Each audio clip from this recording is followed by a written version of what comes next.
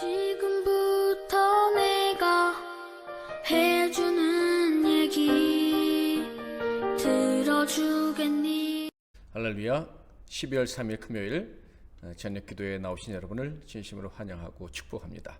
오늘도 말씀 듣고 기도하는 시간 갖도록 하겠습니다. 오늘 하나님께서 주시는 은혜의 말씀은 신약성경 로마서 8장 1절부터 6절 말씀이 되겠습니다. 로마서 8장 1절부터 6절 말씀을 봉독해 드리겠습니다. 그러므로 이제 그리스도 예수 안에 있는 자에게는 결코 정죄함이 없나니 이는 그리스도 예수 안에 있는 생명의 성령의 법이 죄와 사망의 법에서 너를 해방하였습니다. 율법이 육신으로 말미암아 연약하여 할 수 없는 그것을 하나님은 하시나니 곧 죄로 말미암아 자기 아들을 죄 있는 육신의 모양으로 보내어 육신의 죄를 정하사 육신을 따르지 않고 그 영을 따라 행하는 우리에게 율법의 요구가 이루어지게 하려 하심이니라. 육신을 따르는 자는 육신의 일을, 영을 따르는 자는 영의 일을 생각하나니 육신의 생각은 사망이요 영의 생각은 생명과 평안이니라. 아멘. 오늘은 영을 따라 행하는 우리, 영을 따라 행하는 우리라는 제목으로 하나님 말씀을 상고하겠습니다. 저는 근본에 로마서를 우리 성도님들과 같이 통독하면서 많은 은혜들을 받고 있는데 특별히 깨달은, 더 깊이 깨닫게 된 진리가 있습니다. 그것은 이미 성도들도 눈치를 채셨으리라 믿는데 바로 우리는 불신자들과는 완전히 다른 왕을 모시고 살아가는 사람들이다라는 거예요. 그러니까 세상 사람들과 다른 분의, 다른 권력자의 통치를 받고 살아가는 사람들이다라는 것이 전보다 더 크게 저에게 다가왔습니다. 누구에게 통치를 받고 살아갑니까? 바로 하나님과 하나님의 의와 특별히 은혜의 통치를 받고 살아가는 사람이다라는 거예요. 그래서 순종의 종이 될 수밖에 없다.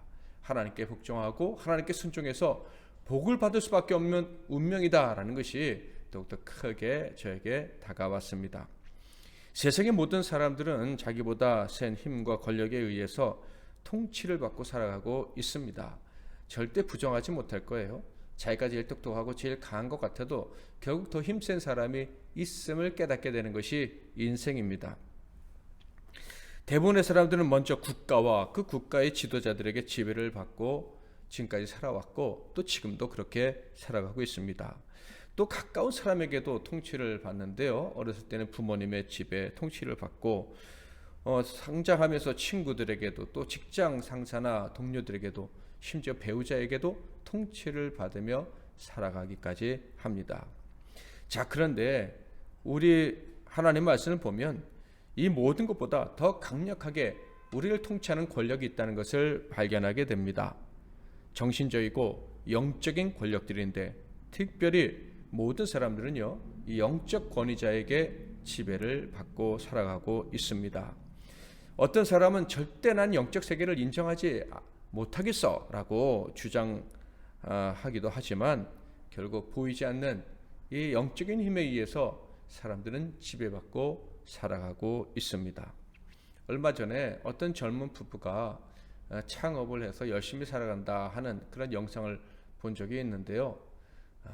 그냥 그 가게에 북어, 그 다음에 돼지 모양, 돼지에다가 뭐 입에다가 돈까지 집어넣고 뭐 코피를 막는다고 하고 뭐 할 수 있는 건 다 하고 그렇게 장사하는 것을 볼 수 있었습니다. 왜 그렇게 했느냐 하니까 불안해서, 그리고 너무 간절해서, 실패하면 안 되니까 누구에게인가 의지하고 싶어서 그렇게 했다라는 말을 들었습니다. 사람들은 이렇게 보이지 않는 그 권력자를 의지하고 권력자의 지배받으며 살아가고 있습니다. 그 대상이 무엇인지도 모르면서 그 권력자 앞에 꼼짝 못하고 살아가고 있다 하는 거예요. 로마서에서는요, 그 보이지 않는 권력자들을 소개하고 있는데 특별히 가장 강력한 권력자 둘을 소개해주고 있습니다. 가장 먼저 나온 그 두 권력자는요, 첫 번째는 죄고, 그리고 하나님의 모든 능력을 대신한 그런 권력으로 바로 은혜라는 것을 제시합니다. 로마서 5장 21절에 보면 이는 죄가 사망 안에서 왕노릇한 것 같이 은혜도 또한 의로 말미암아 왕노릇하여 우리 주 예수 그리스도로 말미암아 영생에 이르게 하려 함이라. 모든 사람들은 죄의 통치를 받는다라고 얘기를 하고 있습니다. 모든 사람이 죄를 범하였으면 하나님의 영광에 이르지 못하였다는 말씀을 기억을 할 거예요. 자, 그런데 모든 사람이 죄의 통치를 받고 살아가는데, 그래서 결국 죄의 지배를 받다가 사망에 이르게 되는데, 어떤 사람들은 더 이상 죄의 통치를 받지 않고 다른 권력의 통치를 받게 되는데, 바로 은혜의 통치를 받는 사람들이 있다라는 거예요. 즉, 믿는 사람들은 더 이상 죄의 통치를 받지 않고 은혜의 통치를 받게 된다고 주장하고 있습니다. 그러니까 믿는 사람은요, 그전에는 죄에 꼼짝 못하고 사망에 꼼짝 못했는데, 이제는 죄와 사망은 너끈히 물리치고 오직 은혜에만 꼼짝을 못하게 되어 있다라는 거예요. 대표적인 예가 성경에 나와 있죠. 바로 예수님 말씀하신 탕자의 비유예요. 이 탕자는요, 아버지께 나는 은혜를 구할 자격이 없다, 나는 아버지의 아들로 살 자격이 없다, 그냥 먹고 살기 위해서 어쩔 수 없이 돌아간다 했는데, 아버지의 사랑, 아버지의 은혜는 그가 감당할 수 없을 정도로, 그가 거절할 수 없는 힘으로 그에게 다가왔죠. 그래서 그는 모든 것들을 다 회복할 수가 있었습니다. 은혜의 통치를 받는 사람들은 바로 이런 거예요. 아버지께서 거저주시는 그 사랑, 아버지께서 거저주시는 생명을 그냥 다 받아 누리고 살게 된다. 거절할 수 없는 그런 복을 받아 누리게 된다라는 거예요.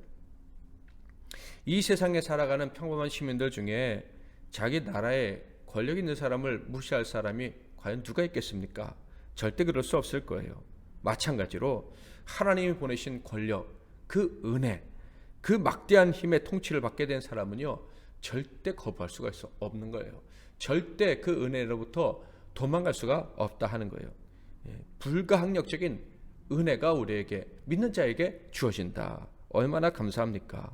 저와 여러분은 하나님께서 은혜로 우리를 통치하실 때 절대 거부할 수가 없음을 기억하시기를 바랍니다. 그러니까 은혜를 받아 누릴 수밖에 없는 거예요. 그래서 이 불가항력적인 하나님의 은혜, 이 은혜의 통치를 경험한 사람은 노래하게 되는 거예요. 왜 날 사랑하나, 왜 날 사랑하나, 이렇게 노래할 수밖에 없고요.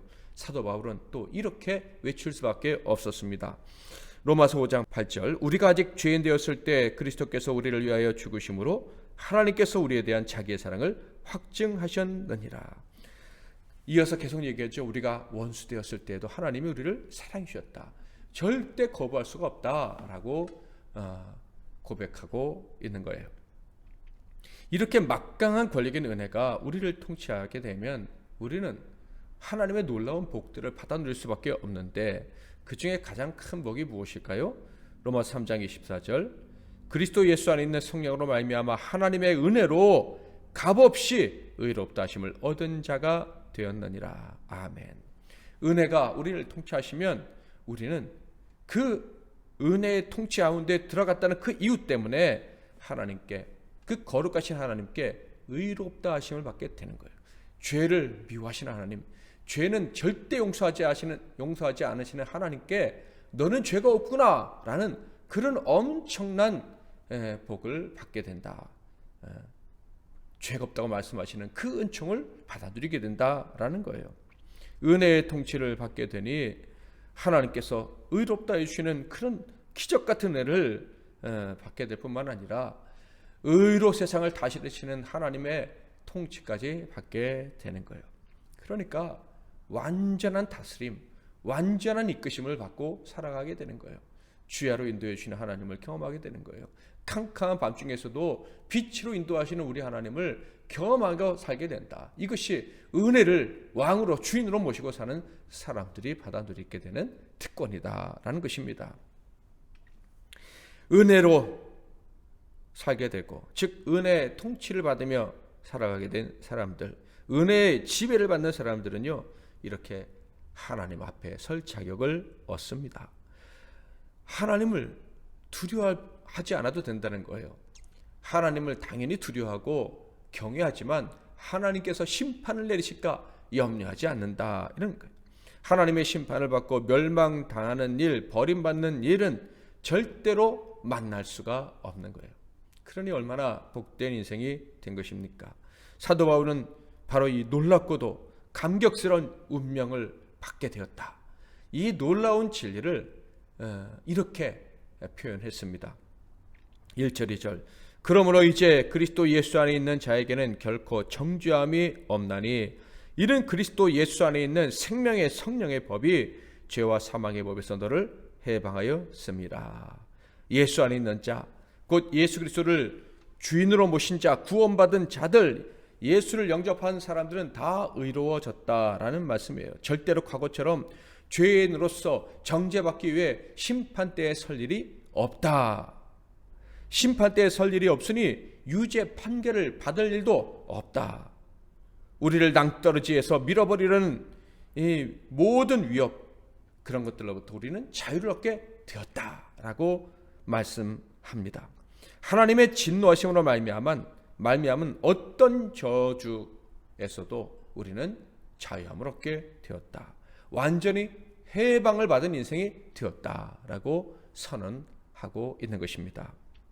만약에 우리가 예수 믿고 구원받은 우리가 저주받은 것 같은 상황에 떨어지게 된다면, 하나님의 은혜의 통치를 받고 살아가는 줄 알았는데 만약에 저주받은 것 같다면 그 저주는요 절대 하나님이 주신 것이 아닐 거예요.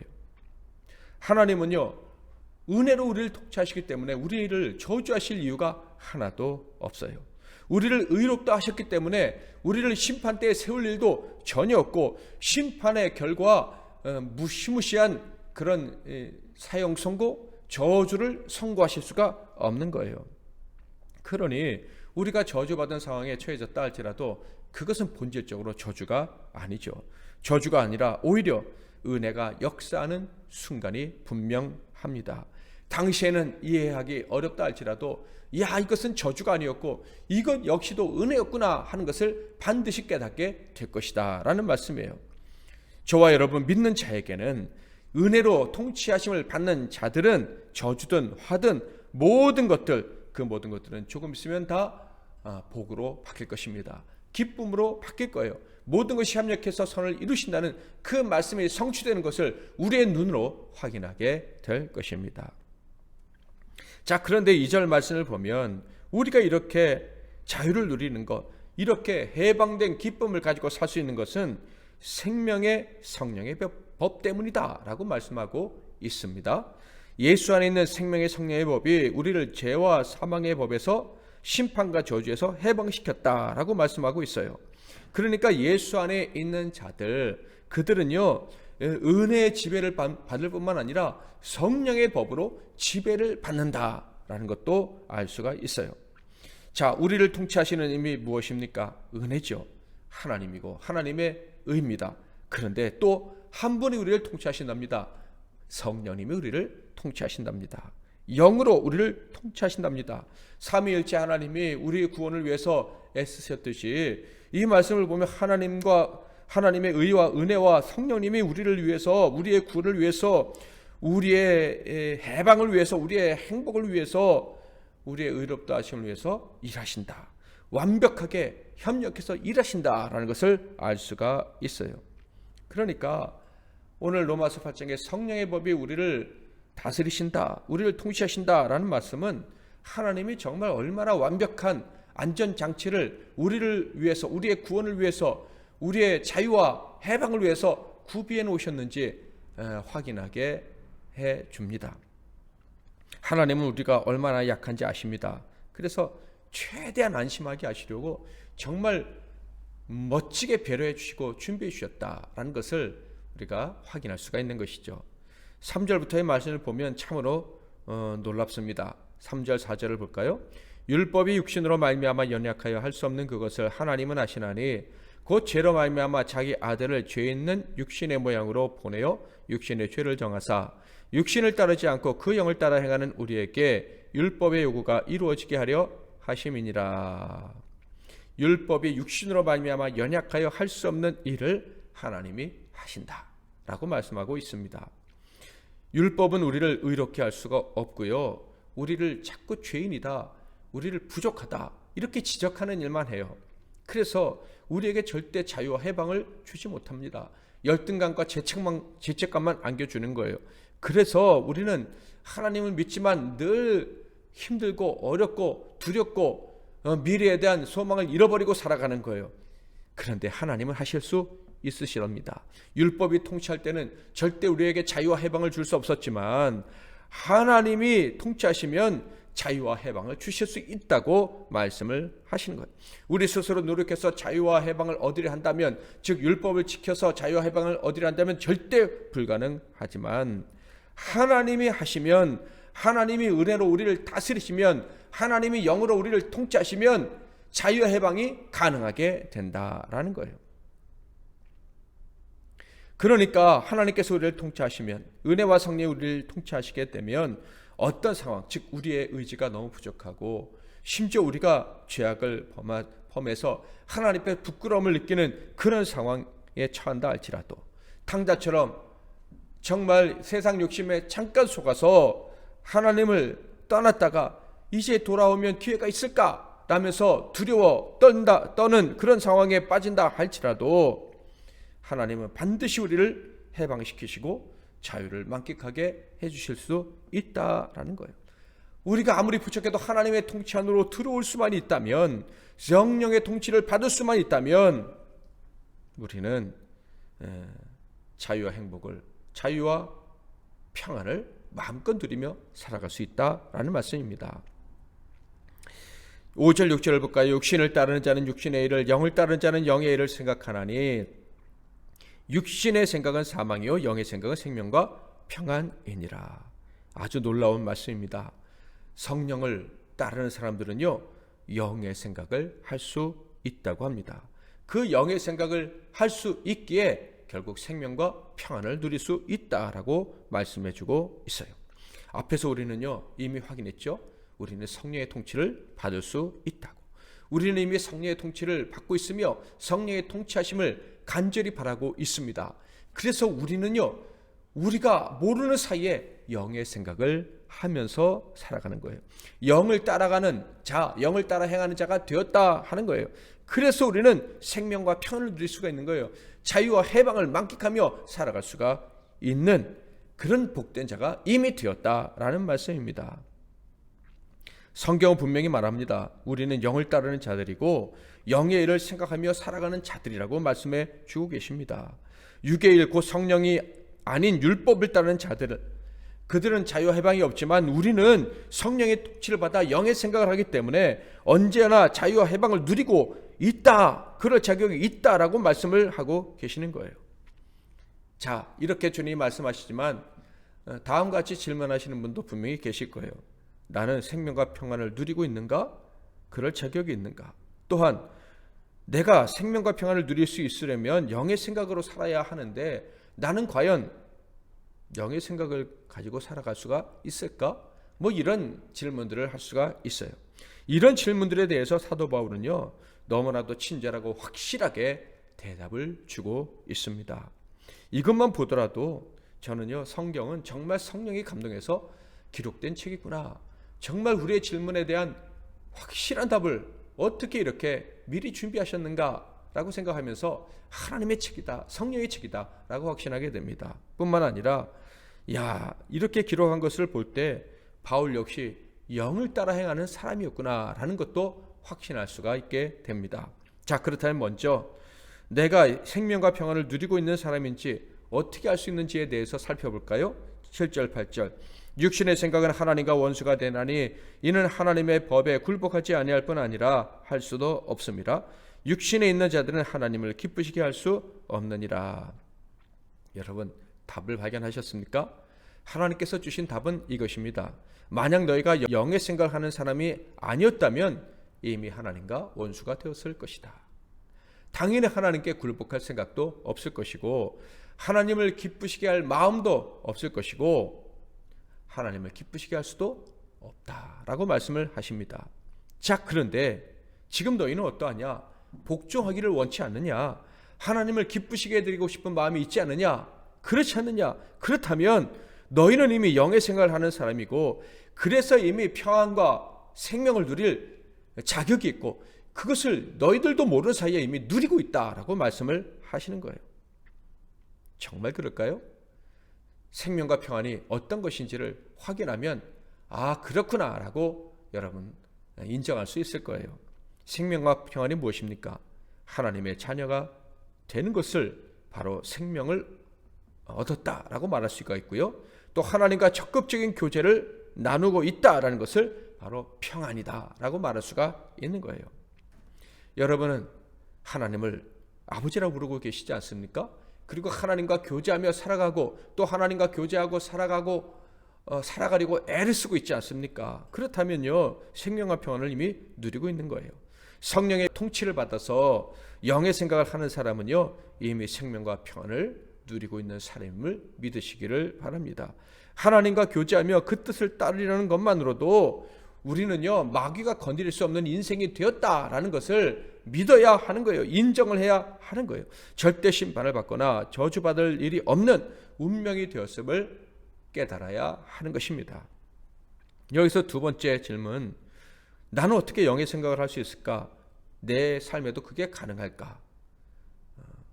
하나님 뜻대로 살고 싶지만 나는 자꾸 육의 생각을 따르는 사람인 것 같은데 정말 나도 영을 따르는 사람이라고 인정받을 수 있을까?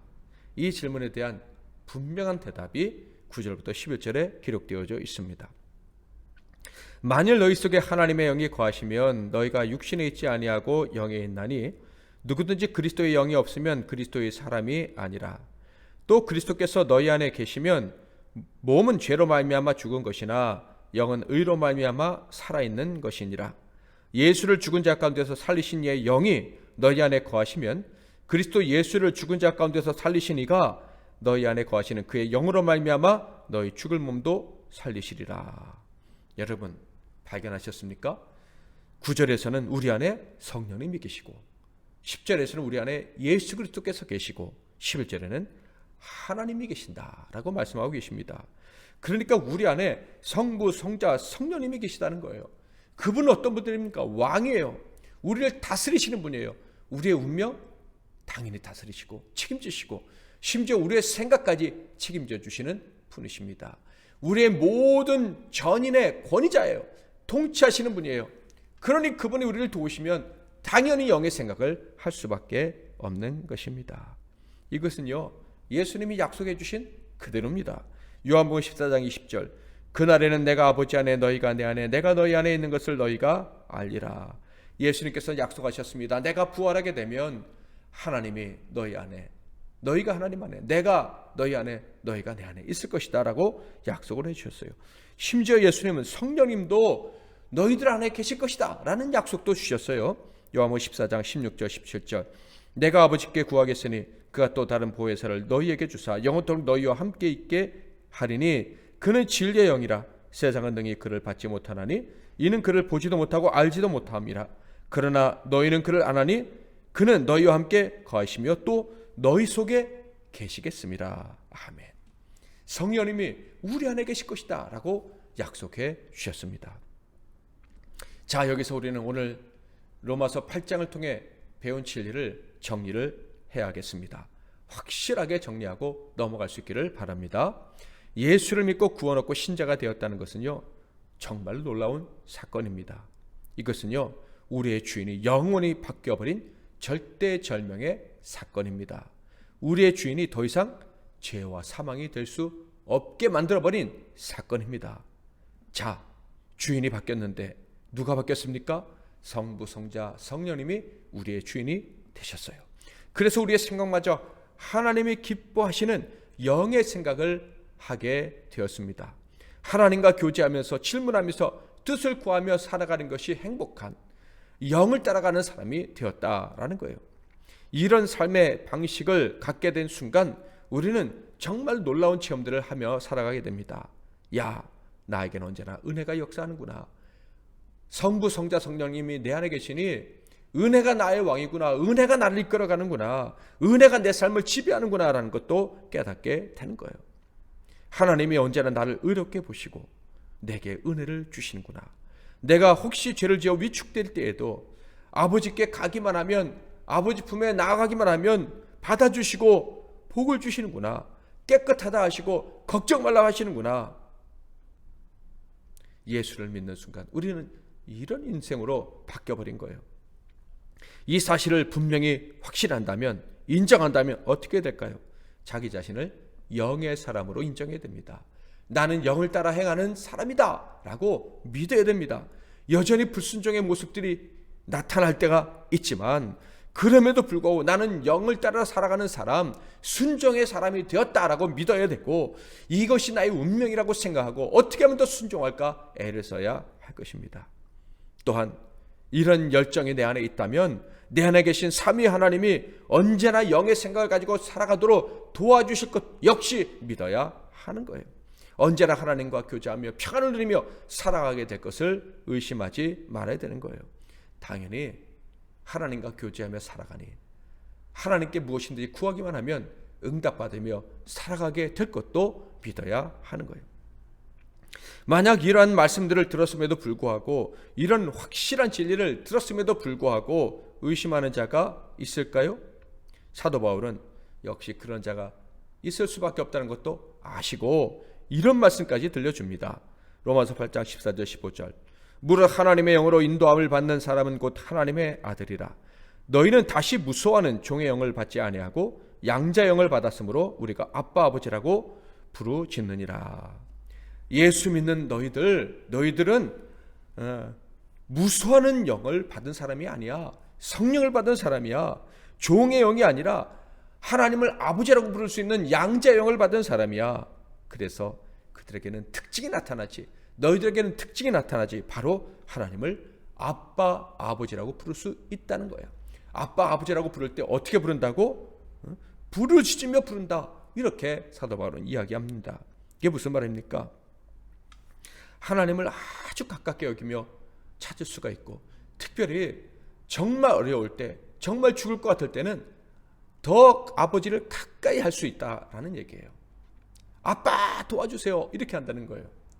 성령을 받지 않으면, 영의 인도하심을 받지 않으면 어려울 때, 또 부족하다고 느낄 때 하나님으로부터 멀어졌다고 생각하고 혹시 저를 불쌍히 여기신다면 도와주세요 뭐 이렇게 하겠지만, 성령을 받는 사람, 영의 지배를 받는 사람은 어려우면 어려울수록 하나님께 더 가까이 나가서 아빠라고, 하나님 가까이 다가가서 도움을 구한다라는 얘기입니다. 저는 신학교 때 정말 부러웠던 분이 한 분 있는데, 강사로 오신 목사님이 설교를 마치고 기도하는데 하나님을 너무 친밀하게 느끼면서 기도를 하시는 거예요. 아버지, 제가 오늘 여기 설교로 왔습니다. 아버지께서 사랑하시는 신학생들을 만났습니다. 뭐 이런 식으로 기도를 하시는데 저는 얼마나 큰 충격을 받았는지 몰라요. 하나님을 저렇게 가까이 부를 수 있다니, 나도 과연 하나님과 저렇게 가까워질 수 있을까? 그러며 하나님과 가까워지고 싶은 마음을 가졌다는 것만으로도 그는 영의 사람인 거예요. 그는 영을 따르는 사람인 거예요. 사랑하는 성도 여러분, 하나님과 가까워지고 싶으십니까? 하나님과 더 친밀하게 동행하며 살고 싶으십니까? 그러면 영의 사람이에요. 여러분은 언제나 아버지를 부를 수 있어요. 힘들고 어려울수록, 급할수록, 여러분이 자격 없다고 생각되면 생각될수록 더 가까이 아버지께 매달려서 아빠 도와주세요 그렇게 기도할 수 있는 하나님의 아들, 딸입니다. 성령님이 우리 안에 거하시기에 그렇게 하도록 우리를 격려하시는 거예요. 그리고 우리를 영의 생각을 하면서 살아가도록 도와주시는 거예요. 이렇게 우리를 통치하실 때 우리는 생명과 평안을 누리게 되는 것입니다. 오늘도 여러분은 영의 사람이 분명하니까 하나님을 가까이 불러보세요. 아빠, 저를 도와주세요. 아빠, 저를 도와주세요. 아버지, 저를 도와주세요. 기도해보세요. 그러면 야, 내가 정말 생명을 가지고 있구나, 내가 하나님과 좋은 관계에 있구나 하는 것을 깨닫게 될 것입니다. 절대 하나님을 멀리해서는 내가 영의 사람이라는 것을 알 수가 없어요. 가까이 하시면서 간절히 주님을 부르시면 내가 정말 영의 사람 맞구나 하는 것을 확신할 수가 있을 거예요. 자, 그런데 사도 바울은 이렇게 하나님과 우리가 얼마나 가까운 사람이고 우리가 얼마나 큰 복을 누릴 수 있으며 은혜 받은 사람인지를 강조하였는데, 마지막에 가서는 부정적인 것처럼 보이는 말씀을 한 말씀 하십니다. 16절 17절. 성령이 친히 우리의 영과 더불어 우리가 하나님의 자녀인 것을 증언하시나니 자녀이면 또한 상속자 곧 하나님의 상속자요 그리스도와 함께한 상속자니 우리가 그와 함께 영광을 받기 위하여 고난도 함께 받아야 할 것이니라. 영의 지배를 받는 사람들이 고난도 받아야 된다라는 말씀이에요. 생명과 평안뿐만 아니라 은혜뿐만 아니라 고난도 받는다라는 말씀입니다. 저는 이 말씀이 너무 위로가 돼요. 우리 성도님들 중에서도 그런 분들이 있을 거예요. 그런데 어떤 분은 위로가 아니라 너무 이해되지 않는다, 좀 당황스럽다라고 생각하시는 분도 계실 거예요. 자, 그렇다면 왜 고난을 받게 하시는지 확인해 봐야겠죠. 그 이유는 간단합니다. 우리 영의 사람들은, 영을 따르는 사람들은 세상 사람들, 즉 죄를 따르는 사람들과 다르기 때문입니다. 대부분의 사람들은 죄를 따르고 육을 따라요. 그런데 성령의 사람들은 영의 생각을 하고 영을 따라갑니다. 당연히 다르죠. 때론 같은 길을 걸어가다가도 어느 순간 완전히 다른 생각을 해야 됩니다. 돈을 따르는 사람들과 같이 가다가 돈을 따르지 말아야 되고, 쾌락을 따르는 친구와 가다가 어느 순간 쾌락을 거절해야 됩니다. 불의를 좋아하는 사람이 친구였는데 같이 가다가 결국 더 이상은 불의를 따를 수 없다고 분명히 선언해야 될 때가 옵니다. 그 다름 때문에 어려움을 당하게 되는 거예요. 그것을 고난이라고 하는 것입니다. 그 고난이 때로는 모리가 될 수도 있고요. 그리고 비난으로 찾아올 때도 있습니다. 배척으로 찾아올 때도 있고, 그리고 박해로 찾아올 때도 있습니다. 모든 불이익을 당해야만 할 때도 있는 거예요. 이 고난은 신자들마다 다양하게 나타날 수가 있고요. 크기도 다를 수가 있겠죠. 그러나 분명한 것은 모든 신자, 영을 따르는 사람들은 세상에서 고난을 당한다 하는 거예요. 다른 성경에서도 여러 군데서 강조하고 있죠. 복음에 합당한 삶을 살아가는 자들, 영을 따라 살아가는 사람들, 은혜의 사람들은 반드시 고난을 당한다고 강조하고 있어요. 빌립보서 1장 29절 30절 말씀도 볼까요? 그리스도를 위하여 너희에게 은혜를 주신 것은 다만 그를 믿을 뿐 아니라 또한 그를 위하여 고난도 받게 하려 하심이라. 너희에게도 그와 같은 싸움이 있으니 너희가 내 안에서 본 바요 이제도 내 안에서 듣는 바니라. 그러므로 성도는요, 영을 따라가 살아가는 사람들은요, 하나님을 기쁘시게 해드리는 사람, 하나님을 아빠 아버지라 부르짖는 사람들은요, 고난을 당할 때 절대로 이상하게 여겨서는 안 될 것입니다. 내가 영을 따르는 사람이기 때문에 고난을 당하는구나 하고 오히려 기뻐해야 할 것입니다. 사도 바울은요, 이 영의 사람들이 당하는 고난은 바로 자신이 얼마나 영광스러운 존재인지, 그리고 앞으로 얼마나 큰 영광을 얻게 될 것인지에 대한 증거라라고 얘기를 하고 있어요. 로마서 8장 18절, 생각하건대 현재의 고난은 장차 우리에게 나타날 영광과 비교할 수 없도다. 나아가 영의 지배를 받아 영의 생각을 가지고 살며 그렇게 살다가 고난까지 당하는 사람들은요, 결국 세상을 이기는 사람들이다 라고 이야기합니다. 이런 영의 사람들, 고난까지 기쁘게 받는 사람들은 세상에 적수가 없다, 세상에 그들을 당해낼 수 없다 라고 강조합니다. 31절 32절, 그런즉 이 일에 대하여 우리가 무슨 말하리요? 만일 하나님이 우리를 위하시면 누가 우리를 대적하리요? 자기 아들을 아끼지 아니하시고 우리 모든 사람을 위하여 내주시니가 어찌 그 아들과 함께 모든 것을 우리에게 주시지 아니하겠느냐? 우리는 성령의 지배를 받으며 영으로 생각하고 영을 따라 살아가는 사람들입니다. 믿으시기를 바랍니다. 그래서 우리에겐 생명과 평안이 보장되어 있습니다. 자유와 해방이 우리에겐 이미 주어졌다 하는 거예요. 그래서 설령 고난이 찾아온다고 해도 그것은 저주가 될 수가 없고 장차 받을 영광의 행복의 기쁨의 전주곡이 될 뿐입니다. 결국 우리는 넉넉히 이기며 살아가게 됩니다. 37절, 그러나 이 모든 일에 우리를 사랑하시는 이로 말미암아 우리가 넉넉히 이기느니라. 사랑하는 성도 여러분, 우리는 아주 치밀한, 경탄할 만한 하늘의 지혜, 하늘의 논리로 기록된 로마서 8장을 묵상했습니다. 이 짧은 시간에 이 장 안에 담겨있는 하나님의 비밀한 은총, 그 감격스러운 진리를 다 설명하고 이해하기는 어려울 것입니다. 그러나 성령님께서 우리와 함께 하시기에 우리는 이 오늘 말씀을 통해 주신 핵심을 분명히 깨닫고 믿게 되었다라고 확신합니다. 그것이 무엇입니까? 우리는 성령님께서 책임져 주시는, 은혜 베풀어 주시기로 작정하신 그런 영의 사람들이다라는 거예요.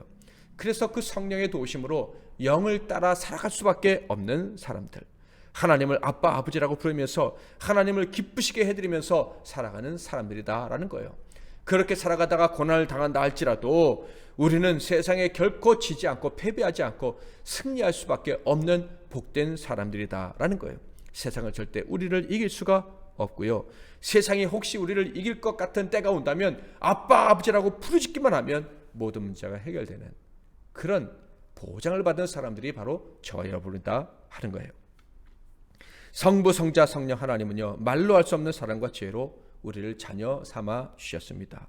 완전하고 조금도 의심할 수 없는, 그리고 도망칠 수 없는 그 완전한 은혜의 성에서 우리를 양육하고 계십니다.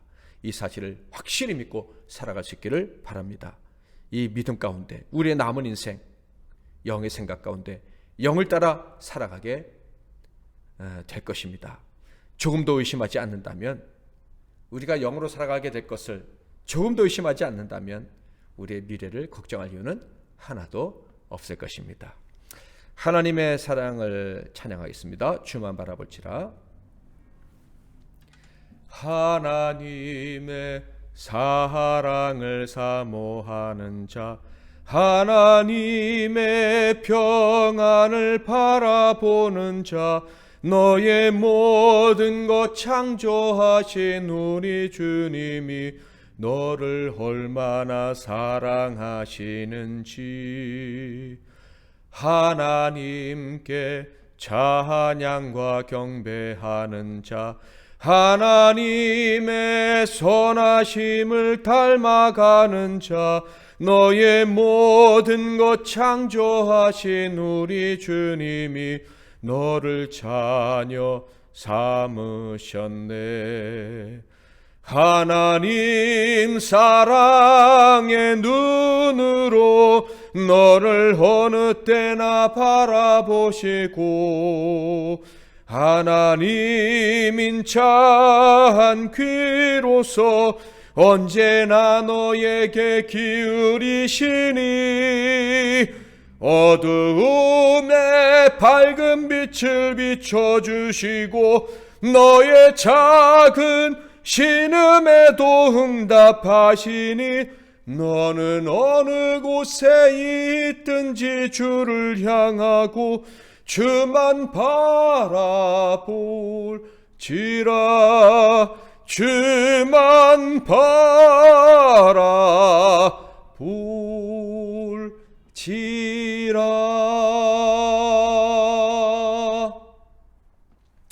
오늘도 말씀 붙잡고 기도하시고 승리하시는 이 밤 되시고 또 승리하게 될 줄 믿고 용기를 얻는 복된 밤 되시기를 주님의 이름으로 축복합니다.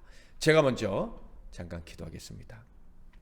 하나님 아버지, 우리를 예수 십자가의 보혈로 정결케 하사 구원받은 하나님의 백성, 영원히 하나님 앞에 의롭게 살아가는 하나님의 자녀가 되게 해주시니 감사합니다. 의롭다함을 받은 그 순간부터 우리는 의로우신 하나님의 영의 지배를 받으며 그 영을 따라 살아가는, 행하는 자가 된 줄도 믿습니다. 이 사실을 믿고 용기를 얻게 하옵소서. 내가 하나님을 아빠 아버지라고 부르짖으며 찾고 하나님을 기쁘시게 해드리기 원하는 열정을 가지고 살아가고 있다면 우리는 이미 영을 따라 행하는 자유와 해방, 그리고 생명과 평안을 누리고 살아가게 된 사람인 줄 믿습니다. 오늘 이 말씀을 꼭 붙잡고 앞으로 우리 삶에 성령이 인도하시는 놀라운 증거들이 주렁주렁 맺힐 줄 기대하며 살아가게 하옵소서.